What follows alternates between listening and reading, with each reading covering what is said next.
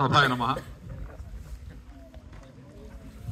గౌరవనీయులు పూజనీయులు పెద్దలు, మరి మన కోడేరు గ్రామ శ్రీ షిరిడి సాయిబాబా దేవాలయానికి మరి ట్రస్టీ చైర్మన్ గారు, అట్లాగే మరి ధర్మకర్త అయినటువంటి పెద్దలు శ్రీ దొడ్డ పూర్ణచంద్ర గారికి, అట్లాగే వారి కుమారులు పరమేశ్వర నాగ వెంకటేశ్వర లాల్ గారికి, అట్లాగే మూడో బాబు లక్ష్మీ లోకేష్ గారికి, అలాగే వారి మేడం గారు శ్యామల మేడం గారికి, అట్లాగే సత్యం గారికి, ఇక పెద్దలందరికీ,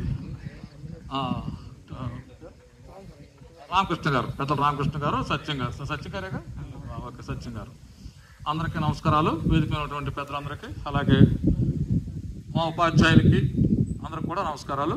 పెద్దలందరికీ నాకు శుభాశీస్సులు. మరి ఈరోజు ఇప్పుడు జరిగే కార్యక్రమం ఈ పాఠశాలలో నాకైతే కొత్త ఏమో కానీ మీకు పాతే, అవునా కదా? చెప్పాలి గట్టిగా.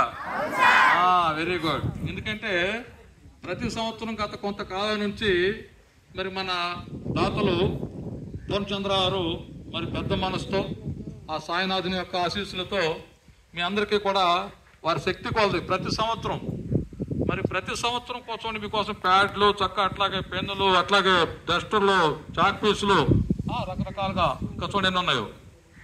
మరి ఇవన్నీ మనం కొనుక్కోవాలంటే ఎంత ఖర్చు అవుతుందో మీకు తెలుసు, చాలా ఖర్చు అవుతుంది. అయితే ఒక్క సంవత్సరం ఇవ్వటం అనేది ఒక రకం, కానీ ప్రతి సంవత్సరం ఇవ్వటం అనేది మరి అది ఎంతో పెద్ద మనసుండి, ఆ దాతృత్వం ఉండి, ఆ దాన గుణం ఉంటే తప్పితే మనం ఇవ్వలేము.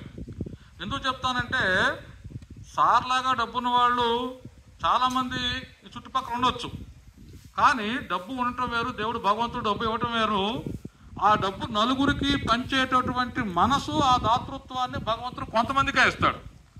అలా కొంతమందికి, నూటికో కోటికో ఒకరు అన్నట్టుగా అలా కొంతమందికి ఇచ్చేటటువంటి ఆ మనసు మన దాతలు పూర్ణచంద్ర గారికి, వారి కుమారులకి ఇచ్చినందుకు ఆ భగవంతుని ఒకసారి నేను కృతజ్ఞతలు తెలియజేసుకుంటా ఉన్నాను. సందర్భంగా క్లాస్తో